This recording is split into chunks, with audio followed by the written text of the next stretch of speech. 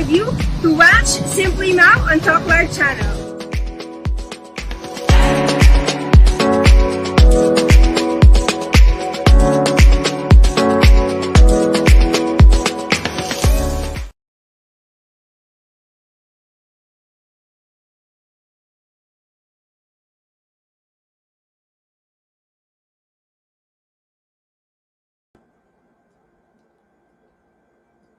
Good evening, Philippines, and to all our viewers from Luzon, Visayas, and Mindanao. Magandang gabi po sa inyong lahat. And to all our friends watching globally, good evening, good afternoon, and good morning. And welcome to the second episode of Simply Mao. And let's be inspired, transformed, empowered, and most of all, let's have some fun.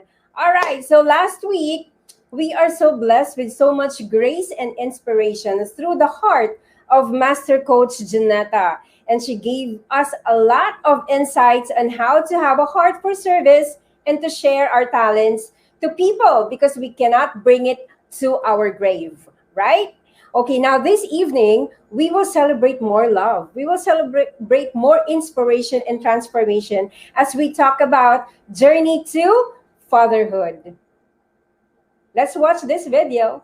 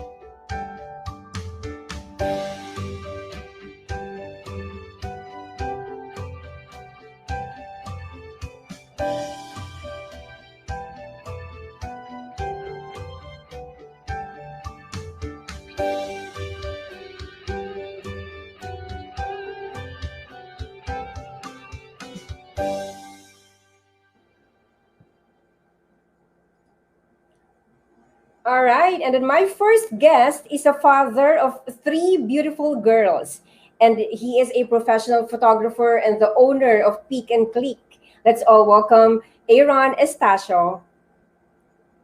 And then my next guest is the president of Crosswinds Ocean Hotel, acquired his PhD in criminology at Philippine College of Criminology, and took up his MBA from Ateneo Graduate School of Business. He is also the former dean of the College of Criminal Justice Education, San Sebastian College, Cavite. Let's welcome friends, Raymond Bucu. And of course, my very, very special and surprise guest to each and every one of you, I'd like to introduce to you my better half.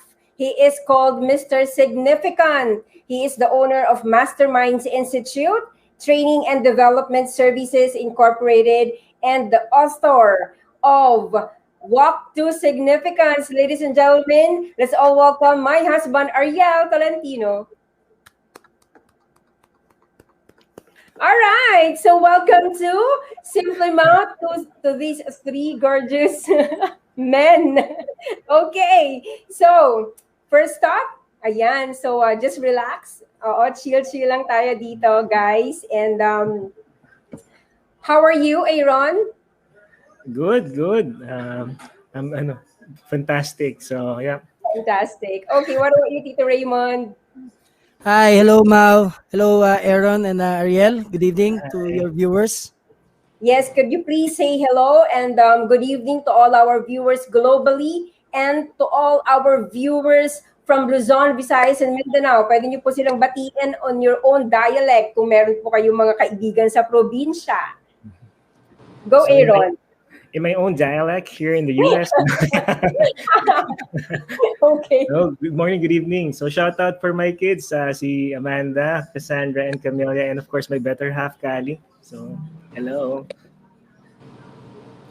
Yes, Tito Hello, Raymond. good evening, Philippines. Good evening to the rest of the world, and shout out also to my dear wife, who's actually seated at the end of the sofa here, and to my children, Abigail, Frederick, and Shaira. Good evening to everyone. Hello. And you, Mr. Significant? Mhm. Hi, good morning, good evening, good afternoon since global po tayo. No? So, and I'm so blessed to be with Brother Aaron and Brother Raymond. So, thank you so much for this opportunity. I'm quite shy kasi nagulat ako. Anyway, Shy ka pala. thank you. Okay. All right. So first of all, I'd like to say thank you. Thank you for saying yes. I'm in guesting my show tonight. It is really my honor to interview the three of you. Okay. All right. So let's begin.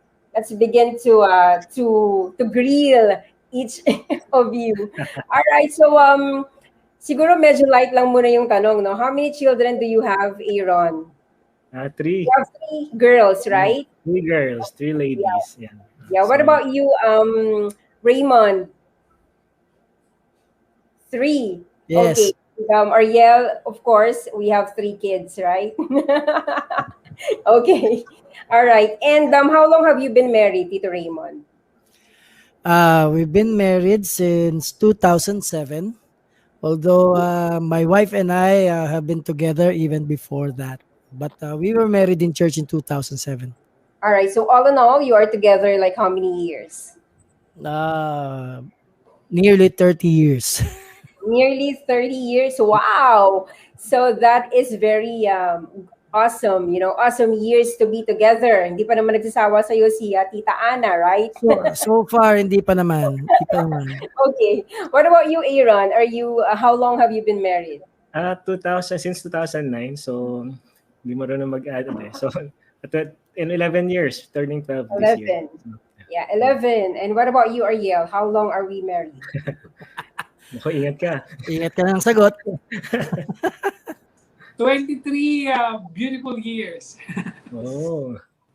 Yeah, 23 beautiful years. And my next question is that, how did you feel? Let's talk about you knowing the essence of fatherhood, diba? Ano ba yung naramdaman ninyo when you heard the news that, for example, Callie is pregnant? So what about you, Aaron? How did you feel when Callie told you that she is pregnant? Ano ba yung naramdaman mo that time? Can you share with us? Yeah. So medyo syempre mixed feeling, pero definitely it's a different level of joy. Since when we had a kid, when we had our first child, we were married, for example, December, and then we found out that we're pregnant siguro mga 5-6 months after. During that time when we had that parang plan on having a baby already, we felt that we had so much love within ourselves, and that we felt na okay, it's time for us to share this love to this little creature, little baby. Na. So when I found out na okay, finally we're having a baby after how many months of marriage, iba talaga yung feeling. It's different level of joy. So yun, super happy.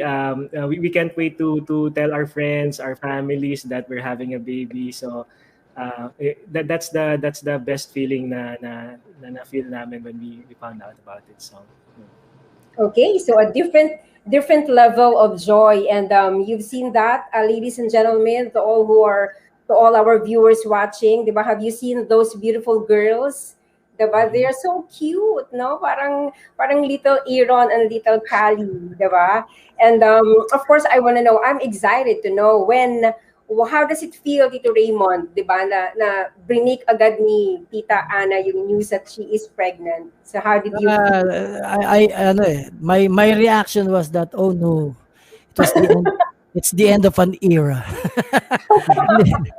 And then naman, syempre you're used to a certain kind of life, no, before family comes in, before any news of children. Of course, alam mo na papunta ka doon, no? But it's different when it actually happens. And to be honest, my reaction then was both a mix of happiness and fear. No, happiness because of course I'm going to be a father, Mm-hmm. and we will be complete. But at the same time, there's also some sort of fear because I'm going to be responsible for a child.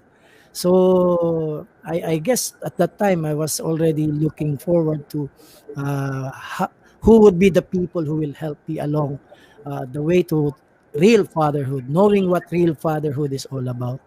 Yeah. No? All right. So thank you for that, Tito Raymond. And you see here, guys, that we have different levels of appreciation when they heard about their wives got pregnant. Right? There is this different level of joy, and then there is another one who has a mixed emotion, like he felt like, of course, happiness, and then at the same time he felt that fear. Right? And I know that some of the viewers right now also felt that way, and this is the moment. I mean, this is the time to share with you the journey of fatherhood, na hindi naman lahat talaga is sabihin natin a bed of roses, right? But we're gonna talk about it more, and I am excited to hear something like this from my own. Ayan. So Ariel, how did you feel when I first said that? Oh no, I'm pregnant. Well, um, iba yung the space that I came from was a bit different from Brother Aaron and Tito Raymond because 2 years after our marriage, wala pa din eh. And I was thinking maybe because of the uh, drug addiction that I had and we need to see doctors. Ako nagpa-sperm count ako. Si Mao nagpa-fertility check yan. And marami pa din kaming ginawa kasi nga I was thinking na baka naapektuhan din yung fertility, fertility, yung I don't know how do you call that in sa mga lalaki, no? So when when Mao told me about yung pregnancy niya, I was really somehow expecting but to answer directly, I was happy to be able to finally I will become a father.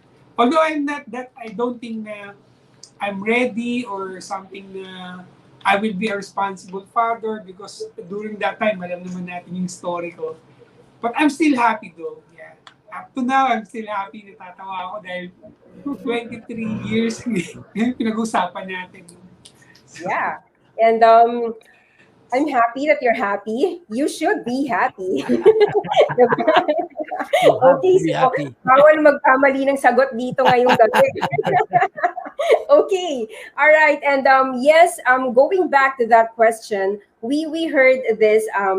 Dito po nakikita natin, no, from an 11-year-old marriage. And then 35 years of marriage, of course, 23 years of marriage, different levels of happiness, different levels of expectations, different levels of fatherhood journey, right? Now, my next question is that how did you manage? How do you adjust to fatherhood? Siyempre, di ba, meron tayong feeling na masaya minsan and takot and all. I'd like to ask Tito Raymond about that. So, how do you adjust to fatherhood, knowing that you will be responsible for a child? Well, you just do. It's something that needs to be done. It's something that needs to be assumed, the responsibility, and of course, it's a joyful thing to know that you're going to be a father. But also, it's something that makes a man, any man for that matter, pag mag-isip ka, no, you pause and think about the implications, the future of that child. And the one thing that early on I was able to understand was that eventually I will need to become a provider, a protector, and because of because of the kind of family background that I have, I would have to somehow become a priest to my own family. No, and later on, when we became part of a community, of a Catholic community, uh, I was affirmed by that kind of reflection early on. No, so it's something that you just need to do and take on. No, because as a man, you have to be responsible for your family, for your wife and children. So you have to do everything that you can possibly do. No, Yeah. meaning in some ways, you when you think of providing for the children, you'll have to be able to do what needs to be done to earn a living, no, to kind of think of strategies that would prepare your family, no, to have a better life, no, for what kind of schools will they go, what how many times in a year you'll buy them new clothes, new shoes, no, not to mention the monthly visits to the pedia, no, then that costs money, no. So these are things that adds up. Dati sarili mo lang ang problema mo eh. But now that you have a child, you have to think of all these things. But you take it on because you love your child so much. No, and you love your wife and child so much, and you're willing to do whatever it takes, no, to be able to provide them with all those things. Exactly, and I love what you said. You know, the three P's. You are a protector, right? You are a provider and a priest to your family. I like that. I like that three P's, and I hope that our viewers right now can really take on that, because that says everything: a provider, a priest, and a protector to your family. What about you, Aaron? So how does it change you? I mean, what does it do to you, you know, being a father? Especially you have three girls, di ba? Mm. So So, yun, bumili na ako so ng yeah. baril after. The, well, fatherhood, it would be easy kung meron naman ano, handbook for fatherhood, but that is yet to be developed. I don't think that would be really developed kasi um, so one of the things that I prepared for, well, na-realize ko when I had kids, of course, yung practical, Mm-hmm. money, money to provide the kids. Hindi naman ako ganun ka-far off when thinking about the future, no? Kamukha ni Tito Ray na about the school. So when during that time, I was just looking at gastusin about diapers, about C-section, di ba? Yun lang muna yung ano, yun lang muna yung first goal. Pero after that, I think what made it siguro one point that I wanted to bring up is um, in this generation of fatherhood, I think there's a lot of expectations from fathers on being more hands-on. So I think because unlike my father, kunyari yung dad ko, ano lang siya eh, parang background lang talaga. As in, provider, that's one thing. Pero going to take care of the kids, physically, feeding, all those stuff, parang medyo ano eh, medyo uh, during those era hindi masyadong binibring up. But now I think with the kind of lifestyle that we do have, it's also expected for us as fathers to be more hands-on to help. Kasi otherwise, it's very mentally challenging for our wives during that time, pregnancy, different hormones, hormonal imbalance, and then paglabas ng baby, yun, CS pa nga. So, underwent CS, ano, di ba? A major operation. So, mahirap yung recovery. So, much is expected from us as fathers to be able. So, yun yung agad yung iniisip ko. Will I be able to really take care of these babies? And during that time, the only babies that I could carry was a puppy, di ba? So yung tamang paghawak ng babies. But then again, it dawned on me. I think when I was praying, actually, God told me that He has prepared me on how to be a father based on my previous experiences in life. I may not be able to take care of real infant, pero the character formation, the patience, actually yun, the patience and and the depth of love that you can give to a certain individual, yun yung nahubog during that time. So somehow na-pacify naman ako during my prayer time about that kind of big expectation as a dad during the lalong-lalo na doon sa first born namin. So yun, yun yung Okay, and thank you for giving out your heart, Aaron. I love what you said. That here we see, guys, that he is into like being a hands-on dad, being a hands-on father, rather than thinking of so much about the future. He is like taking it one step at a time, right, Aaron? And that's very important, right? And for those who are fathers, young fathers out there like Aaron, you really have to take one step at a time. No, wag niyong i-stress yung sarili ninyo na kaya ko bang pag-aralin to, kaya ko bang bigyan ng ganito to, because that would be all in the future. And what is important is the now, right? What about Ariel? How does it change you when you become a father? Diba? So can you share your heart out to us? Next question, please. Well, if I can start over again, I will take the advice of I will take what Tito Raymond said as an advice to me, because I did not have any plan whatsoever, and I will also take Brother Aaron's case as an advice also. But those are, I mean, those are water under the bridge. So I would just like to maybe share a little bit from a different perspective, because being a father is not just having children, and to me that's where I did my first mistake. No? It's masaya, may anak, pero how about the responsibility not only to the children or to the child, but also to the newly transformed mother, no? Kasi nga, by the way, itong pinapakita ni Mao, this was really a blessing, and I would just like to emphasize na the way that I catch up dun sa mga shortcomings or mga failing ko as a father, because we were married 1998, civilly wed, and when we became a member of the community of Couples for Christ, sabi nila iba yung kasal sa simbahan, iba yung kasal sa judge. So hindi ko reconcile anong pinagkaiba noon, but and tumatakas pa nga ako dahil we were sponsored by our chapter na ipakasal kami. Sabi ko wala po akong pera, and so siguro doon sa culture and love for Christ na meron yung community, I was able to catch up, and we are having this conversation now.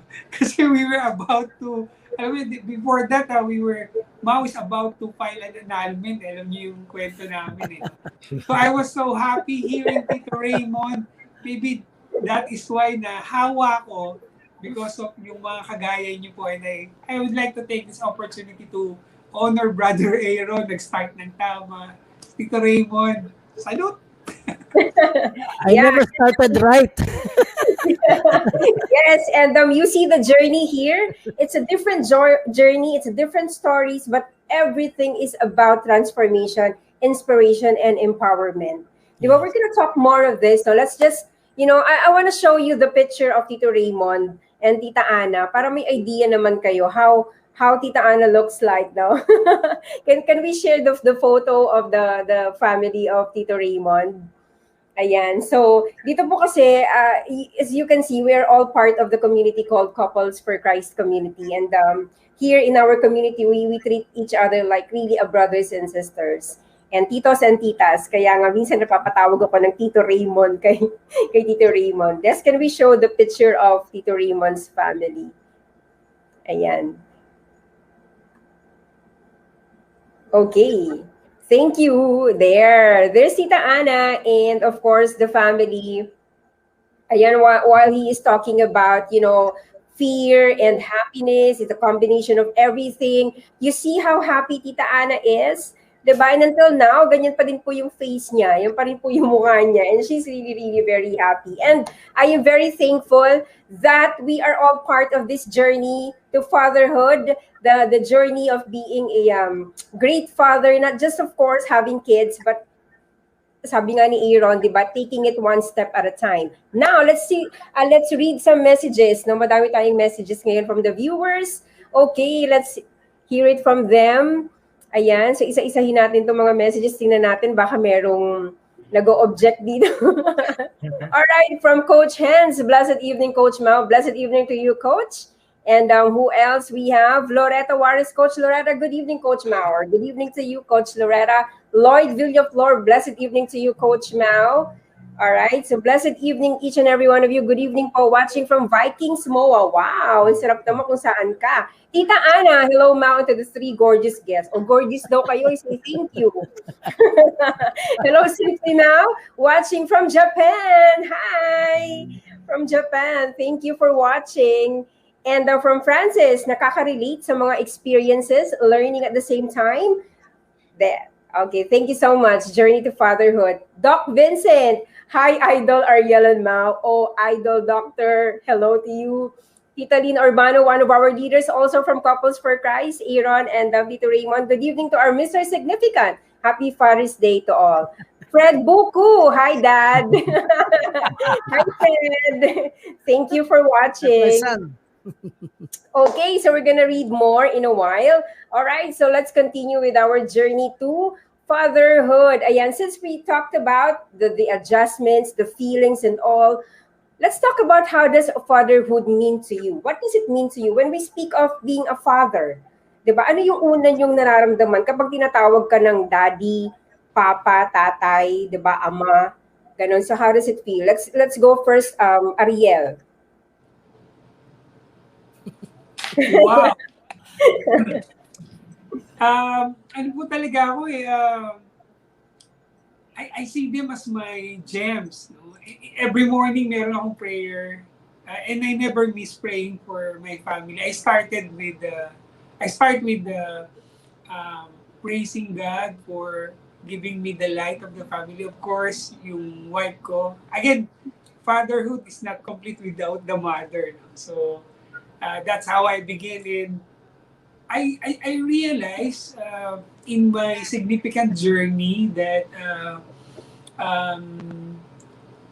it's really about having this opportunity of being a father that makes my life really meaningful, really something to be thankful and grateful. And so I don't really look at working or doing business as just earning to provide for family. I look at that as an expression of my love to God kasi we will do everything for our family, but we also need to, well, for myself, I need to relate that to my purpose now because in the book that I'm writing, Significant Living, and the most important thing that make me significant is my family. That includes my children and my wife, and I do that to express my love to God. Kasi if I will not if I will only love my family because they are mine, which is really not true because what we have is from the Lord.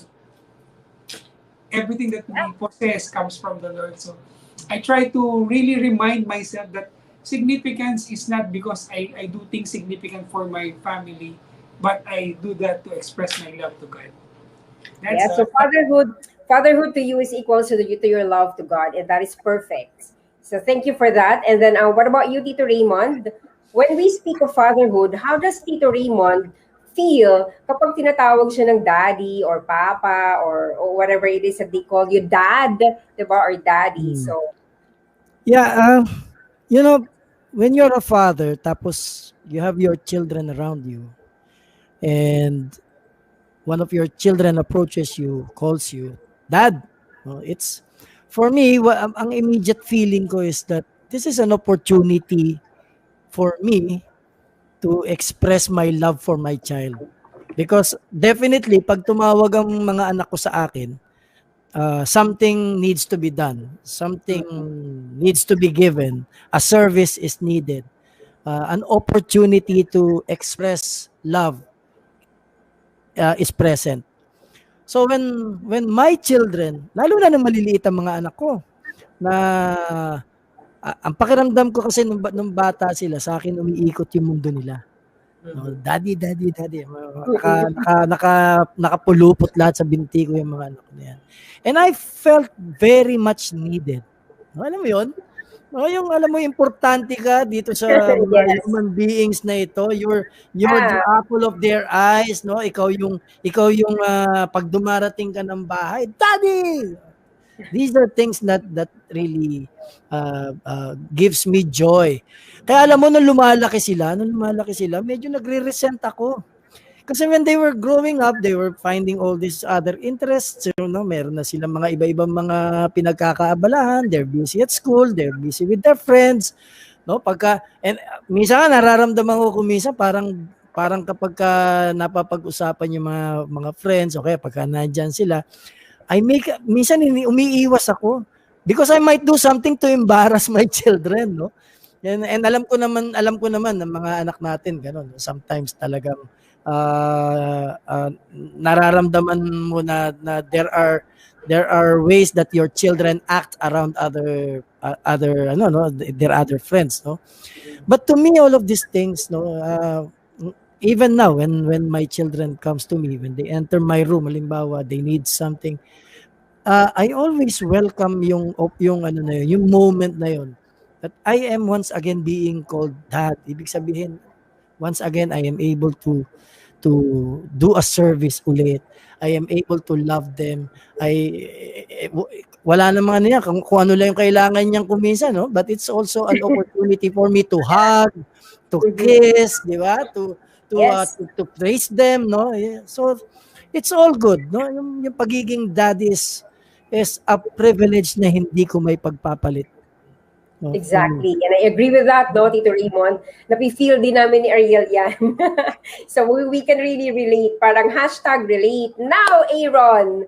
Because si Aaron po is very young, no? Young yung kanyang mga babies. And they are young with regard to their married life. And pakinggan natin yung young version. Ngayon nakikita na ni Aaron yung sequence. Diba? So go, Aaron.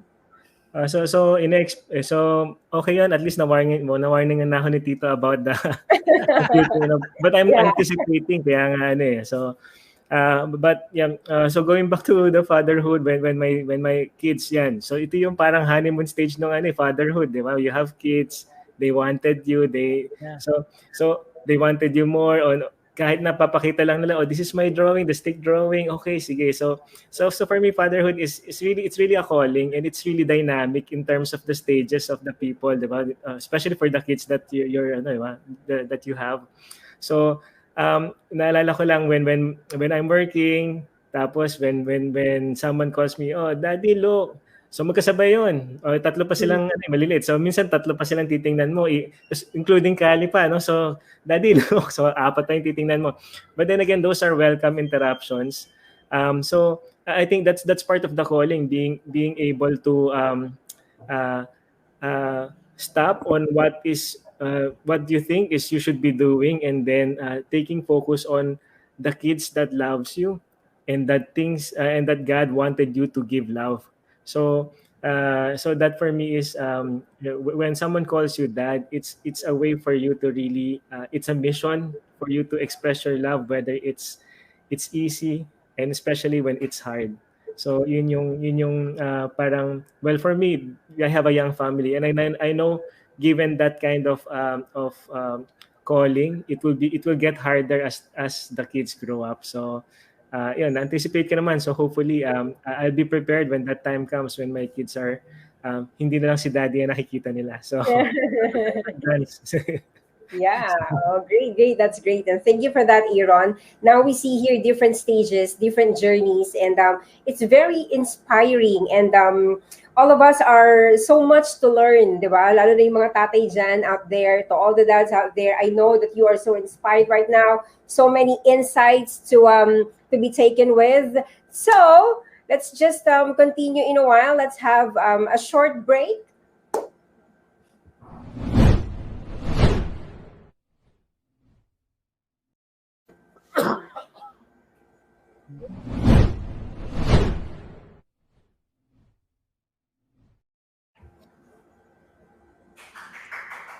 All right, we're back. Okay, may naririnig akong pumapalakpak dyan. Okay, so I would like to say thank you to all our sponsors, the Masterminds Institute Training and Development Services. And then also we would like to say thank you to Kayani Philippines Incorporated for sponsoring the show, and Travelicious Travel and Tours. So if you need some travel and travel for your travel, log into their page or visit their page. Thank you, and we are inviting more sponsors to be part of our Simply Mao show. Okay, now at this point, I'd like to call in the three gorgeous men there. Yan. So here are the three gorgeous men. Now, this is your journey to fatherhood, right? And of course, tomorrow we will be celebrating Father's Day. So happy Father's Day to the three of you. And syempre, hindi kumpleto ang gabi kung hindi kayo babatiin ng mga mahal niyo sa buhay, your queens and your kings, your prince and princesses, di ba? I'd like to call the family of Bucu, Estacio, and Tolentino. Please bring it on the screen if they are there. Where are you, family? Are you there? Yan. So, nandiyan na ba sila? Okay, so naglalag pa daw. Ayan, so this is what we do when we are live right now. Okay, now go on. Moving on to the next level of our program.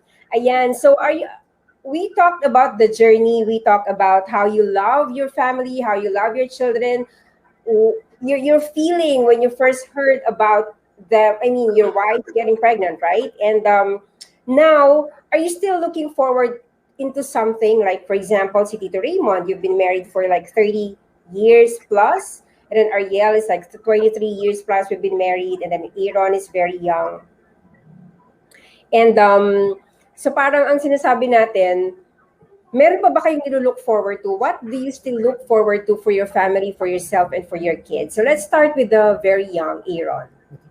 Well, thank you I'm honored to be called young, so this is good. So, well, in terms of for my family, so lots of things to look forward to. Well, we are in the pandemic, but I do look forward to at least traveling with them as they go grow, they go grow and glow.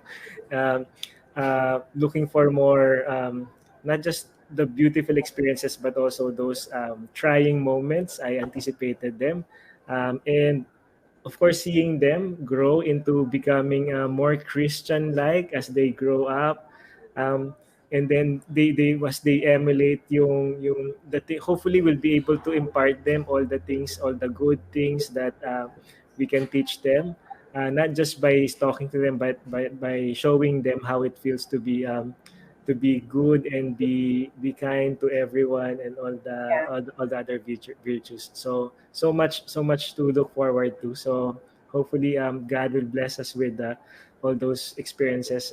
Looking forward to it. So thank you, Aaron. What about you, Ariel? Looking forward to more?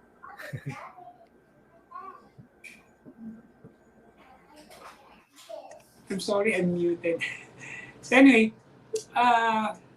my three children are a Gen Z generation, and I just realized that I cannot really apply my acculturation when it comes to my upbringing because I'm a certified Gen X. So Gen X are the unplugged. Of course, Gen Z are the almost digital natives. Yung alam mo yun, they can spend the whole day with the gadget. And I'm expecting and I'm really developing my emotional intelligence on how to really show up and demonstrate the father that they want me for them, not me. I mean the other side. I cannot lead by do this because I told you so type of a father. Because I was raised with that kind of a upbringing. If you cry, my father, my late Tatay Minong, he was famous with the name Balabag because when he's angry, he will throw anything at you. So I cannot apply that to my children, definitely not. And if you cry back then, he will say, keep on crying and I will give you some more reason to cry. And of course, that is not applicable with the gentle-hearted generation that is now. So I am expecting and I'm really trying to see myself as a father who really understand cares for my children. Not the selfish type of a father. But um, again, to answer in a different point of view, I'm expecting to have a twin. The joke lang. But I'm thinking of adopting because I love children. My prayer is that to have 5 children because we're 6 in the family. But since ligated na yung aking beautiful wife, hindi na pwede. So, kung papayag po siya, gusto ko po sanang mag-adopt ng twin. Okay. So, sige, let's do that. All right.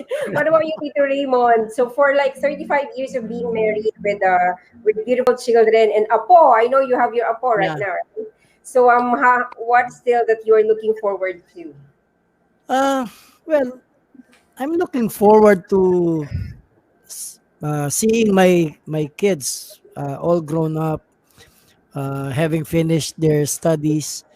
Um, Two of them will be finishing up. Well, my youngest child is a freshman, she's a frosh at La Salle University, no. So she'll be taking up pre-med, no, and she's actually the last that I am sending to college to, no, because my other son, he's taking up law, so, but he already finished his pre-law.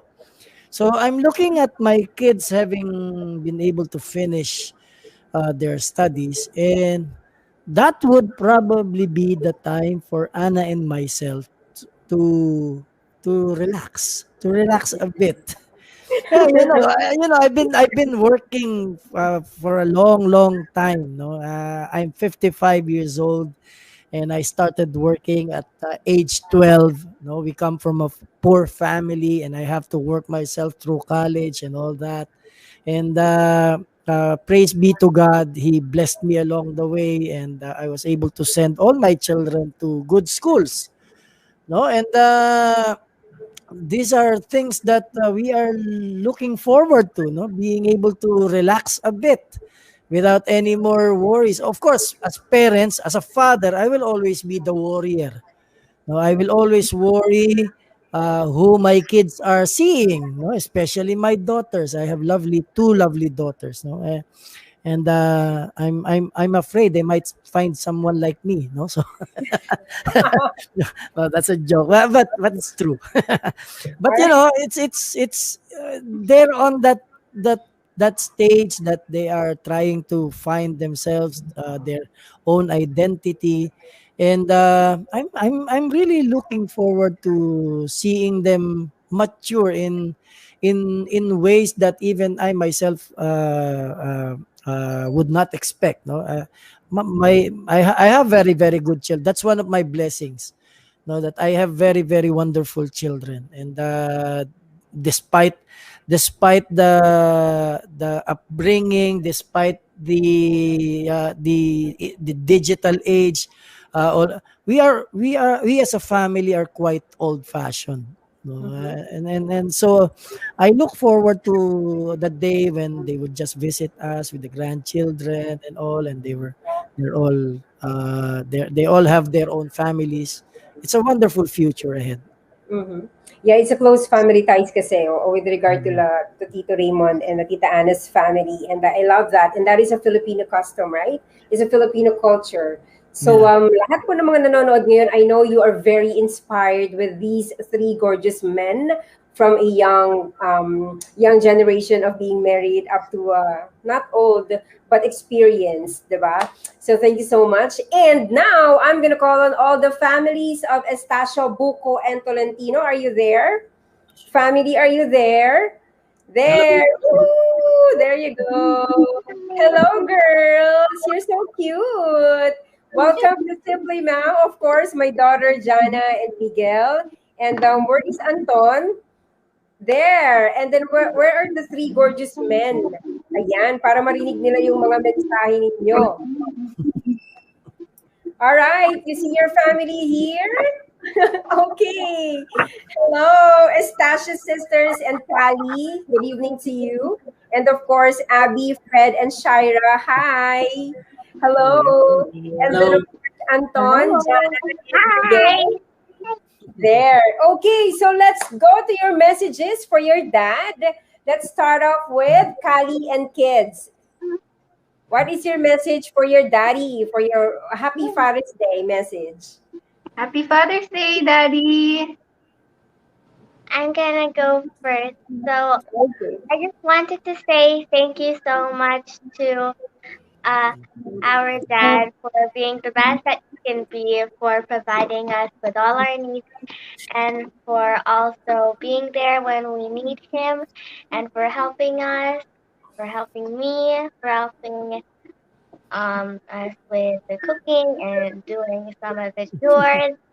And I'm really grateful that I have an amazing dad like him, because without him, I don't really think that I would have made much progress in my life, because he is one of the most amazing people in my life ever. So I just wanted to say thank you so much to him, because I love him. And happy Father's Day to all the dads.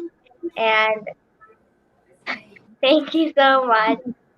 Thank you, baby. Happy Father's Day, Daddy. We love you. Thank All right, you're so you. cute. I want to train you. I want to train you. Okay. All right, now let's go to the Buku kids. Hello there, guys. Say hello Hello. to your dad and now give out your message.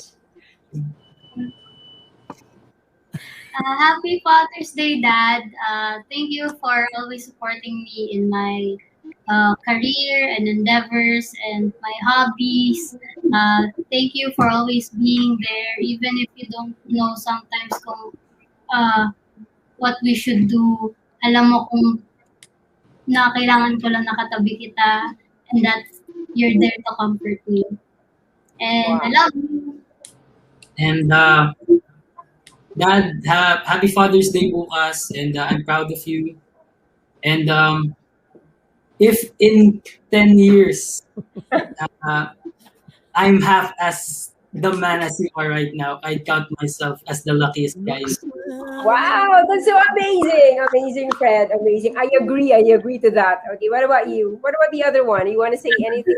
Happy Father's Day, Dado. Thank you po for always supporting me and encouraging me with yung mga adventures ko, yung mga gusto ko gawin.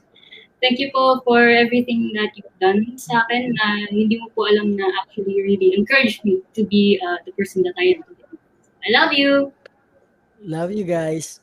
Thank you, Abby, Fred, and Shira, and I'm excited to see you in person. So there you go. And what about the Tolentino siblings, Jana, Miguel, and Joaquin? What is your message for your dad? Go, Tolentino.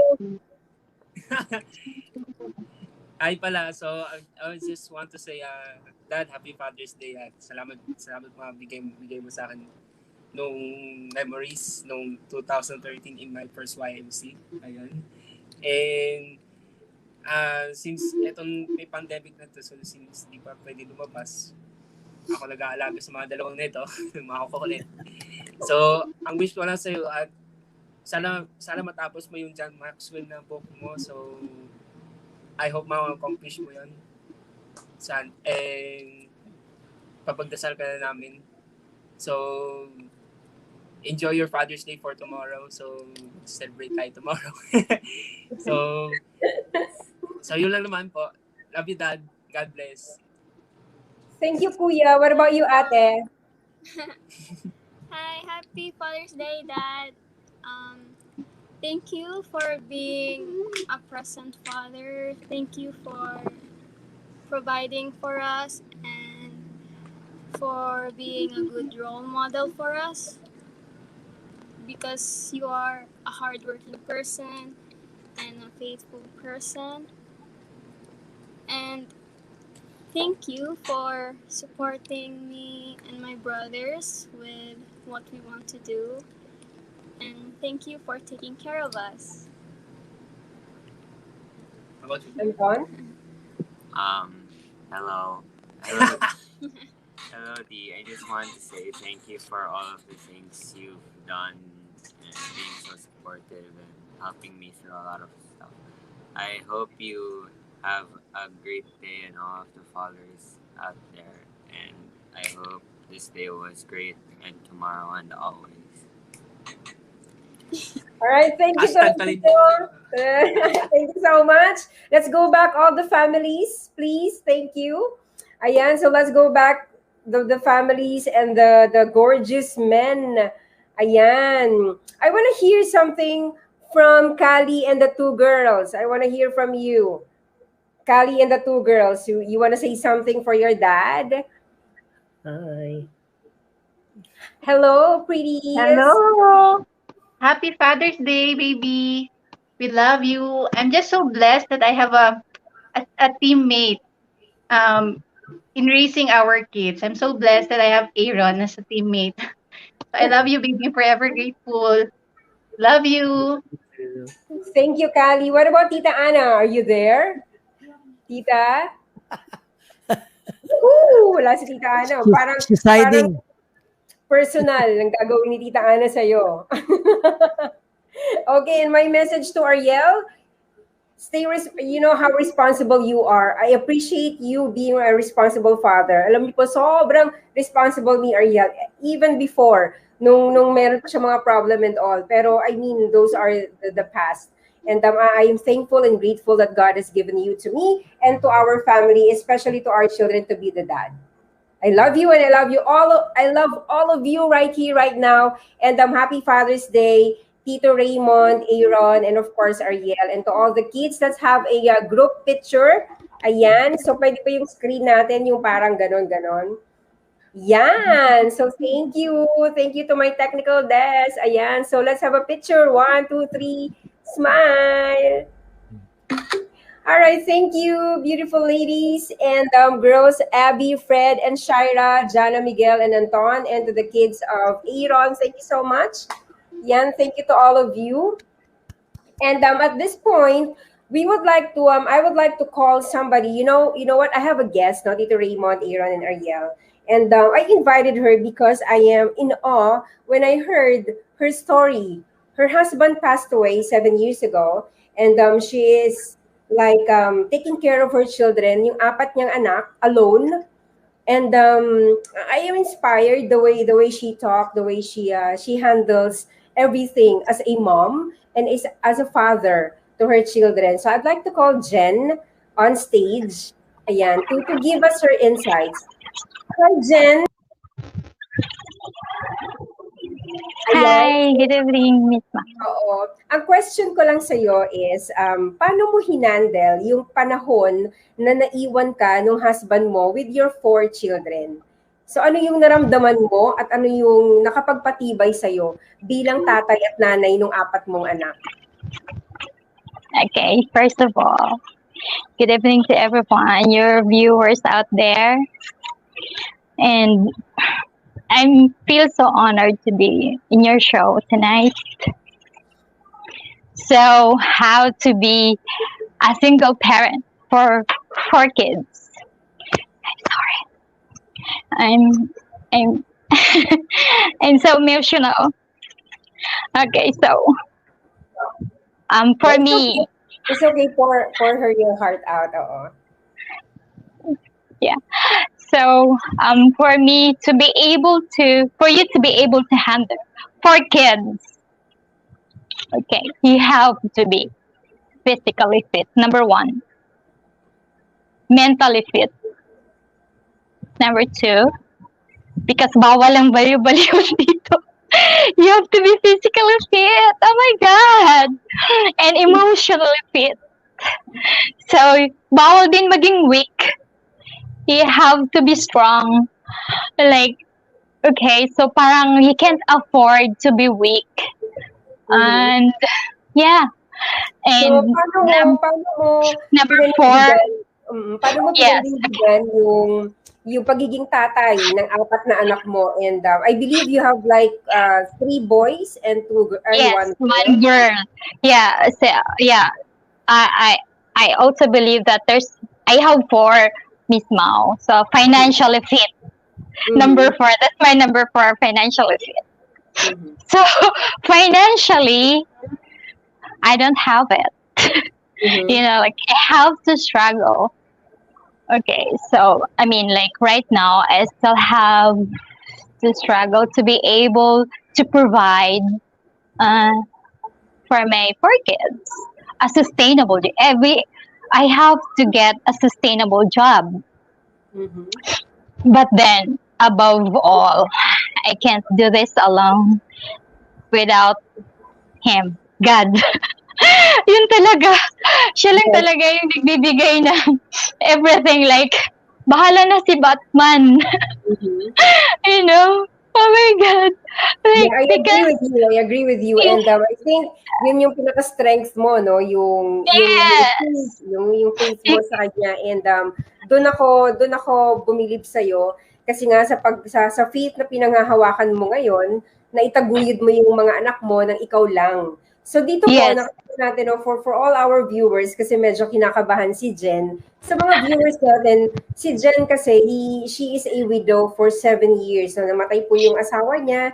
And since from then on, siya na yung nagtaguyod sa pamilya niya. And we can see how strong she is because she has faith in God. And I think that's the number 1. Dapat tayong magkaroon tayo ng faith in God. It doesn't matter if you are a widow or ikaw na lang mag-isa nagtataguyod sa pamilya mo. Basta importante, naniniwala ka na kaya mong panindigan at buhayin yung pamilya mo.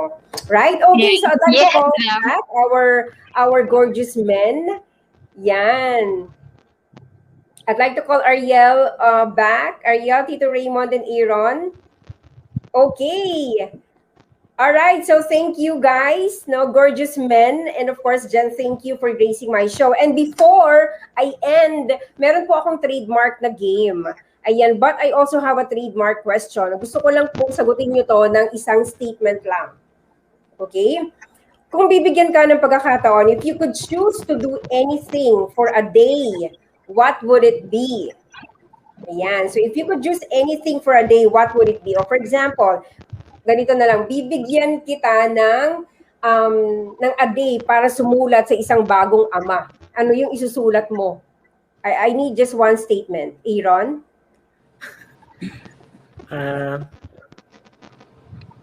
Enjoy every bit of fatherhood. Siguro yun. Enjoy every bit of fatherhood. What about you, Tito Raymond? Nakamute ka, Tito? Okay. I would say, be brave, little one. Be brave, little one. I like that. What about you, Ariel?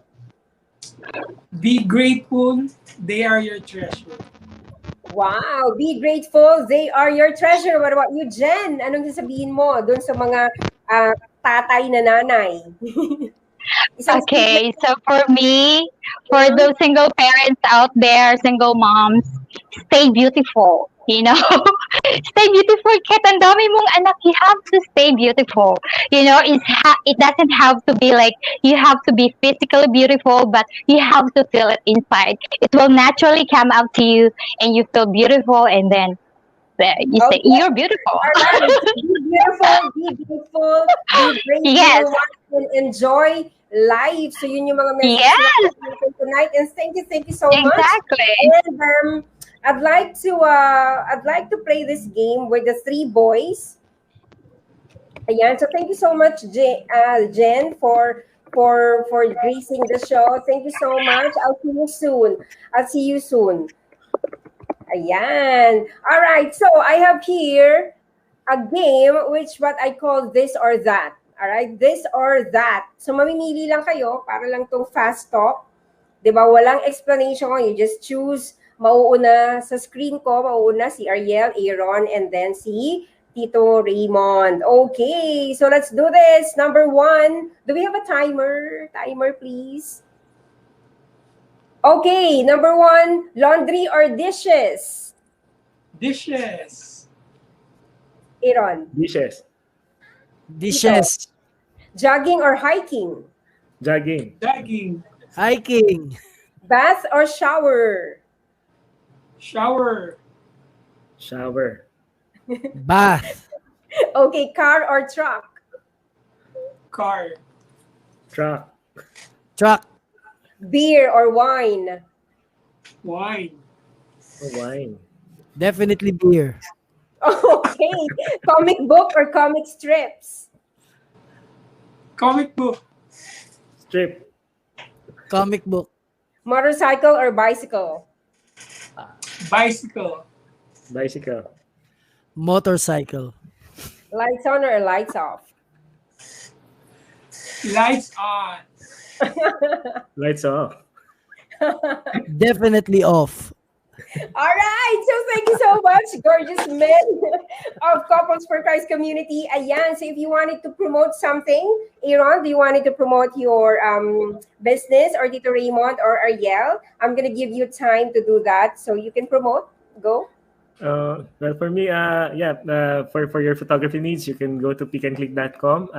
For fatherhood blogs, I have rukudaddiaries.com, so you can just go there and I still need to update it, but all of my articles are there. So, okay. Thank you, Aaron. What about you, Tito Raymond? Come visit us at Crosswinds Ocean Hotel in Baclaran, Parañaque. We serve the best seafood in town. Wow, I love that. I hope that I can visit you. Ariel? Nagutom ako kay Tito Raymond. Anyway, I'm going to launch my book.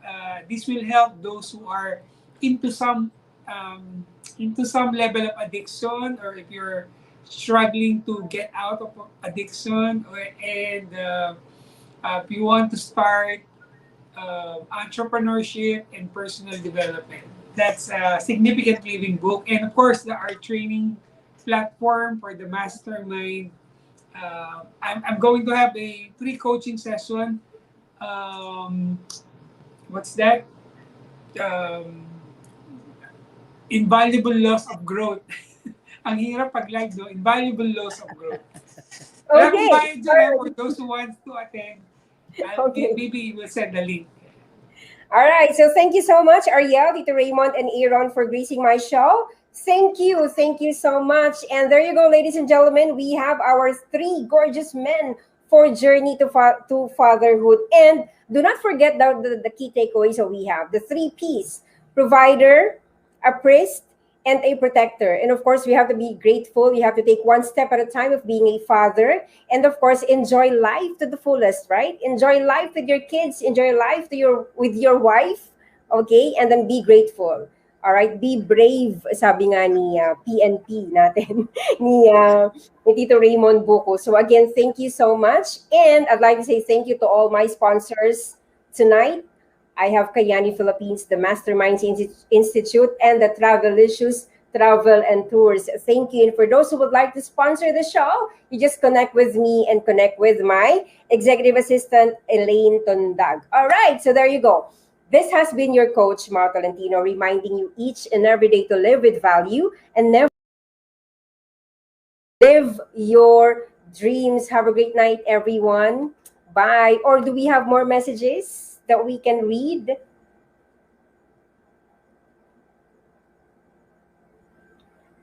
All right, so good evening to our Happy Father's Day to all brothers in CFC. Happy Father's Day. All right, so Fred Bucu, hi Dad. Okay, Estacio sisters, we love you. Abigail, hi Dad, love you. All right, Des, hello Simply Mao and guest. Ayan, so thank you, Coach Eva. Good evening, everyone. Good evening to all of you who watched the show. Happy Father's Day to all fathers out there. God bless you all. God bless you all, fathers. Happy Father's Day. Good evening to our Executive Bong. Ayan. So thank you po for watching. Happy Father's Day to my husband. Sabi po ni Eva. Yan, Peralta Diza. Ate Pinky, happy Father's Day to Kuya Alan. Thank you for watching. Yan, so there you go, guys. Again, I'd like to remind you to please tune in again on Saturday, same time, 7:30 p.m. here on Talk Live channel. And remember to live with value and never ever let go of your dreams. Live your dreams. Bye.